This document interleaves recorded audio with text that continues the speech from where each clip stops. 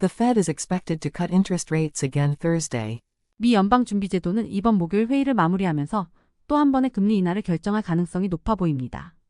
이번 인하는 경제의 물가 상승률이 완화되고 고용시장이 약화되는 상황 속에서 정책을 재조정하려는 목적으로 진행될 것입니다. 그러나 연준이 중시할 것은 향후 전망으로 최근 복잡해진 상황을 고려하게 될 것입니다. 금융시장은 연방준비제도 공개시장위원회가 기준금리를 0.25%포인트 낮출 것이라는 확신을 가지고 있으며 이는 경제적 상황에 맞춰 정책을 조정하기 위한 조치로 해석됩니다.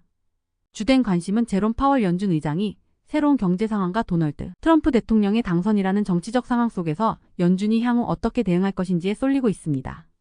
에버코어 ISI의 글로벌 정책 및 중앙은행 전략 책임자인 크리슈나 과느 파월 의장은 선거 결과가 경제와 금리에 미치는 영향을 조기에 판단하지 않고 안정과 침착함을 유지하려고 할 것이라고 밝혔습니다.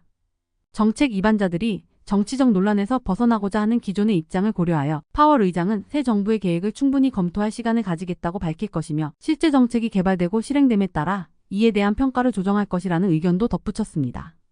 따라서 이번 회의에서는 0.25%포인트 금리 인하가 결정되겠지만 시장의 주목은 연준과 파월 의장이 향후 전망에 대해 어떤 언급을 할 것인가에 쏠릴 것으로 보입니다. 현재 기준금리는 4.75%에서 5% 범위에 설정되어 있으며 이는 은행 간 단기 대출 금리를 설정하지만 소비자 부채에도 영향을 미칠 수 있습니다. 시장에서는 12월에 또 다른 0.25% 인하가 이루어진 후 1월에 일시적으로 멈췄다가 2025년까지 여러 차례 금리가 인하될 가능성이 높은 것으로 보고 있습니다. 트럼프에 대비하여 하지만 트럼프의 세금 인하, 지출 확대, 공격적인 관세 부과 등 정책이 실현될 경우 연준은 인플레이션을 억제하기 위해 대규모 금리 인상을 단행한 뒤 정책을 재조정하는 과정이 있을 수 있습니다. 많은 경제학자들은 트럼프의 경제 고립주의 정책이 또 한 번 인플레이션을 자극할 수 있다고 보고 있으며 이는 그의 첫 임기 동안 3% 아래로 유지된 인플레이션과 유사한 조치를 다시 꺼내들 가능성이 있다고 판단하고 있습니다. 트럼프는 2017년부터 2021년까지 이어진 첫 임기 동안 파월과 연준을 자주 비판했으며 저금리 정책을 선호하는 입장입니다.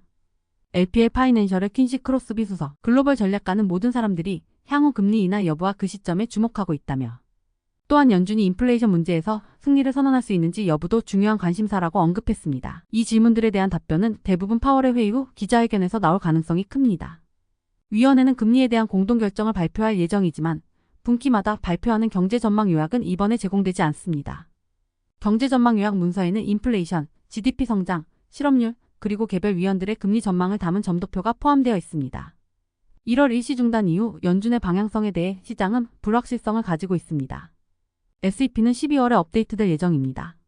결국 금리 인하의 끝은 어디인가? 연방기금 선물시장의 거래자들은 이번 금리 인하에 이어 2025년 말까지 기준금리를 3.75%에서 4.0% 수준으로 인하할 것이라고 예측하고 있습니다. 이는 9월에 단행된 0.5% 금리 인하 이후 현재 수준보다 1%포인트 낮아진 수치입니다. 은행 간 단기 대출 금리인 담보부 2길 금융금리는 내년 말까지 단기 금리가 약 4.2%에 이를 것으로 예상하고 있습니다.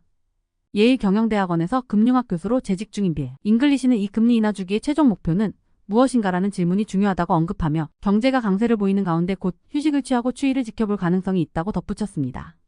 파월 의장은 또한 현재 연준이 채권 보유량을 줄이고 있는 움직임에 대해 언급할 가능성도 있습니다. 2022년 6월에 시작된 이 노력으로 연준은 국채와 모기지 채권 보유량에서 거의 2조 달러를 줄였습니다. 연준 관계자들은 금리를 인하하는 동안에도 보유량 축소를 이어갈 수 있다고 밝혔지만 월가에서는 이 축소가 2025년 초에 종료될 것으로 예상하고 있습니다.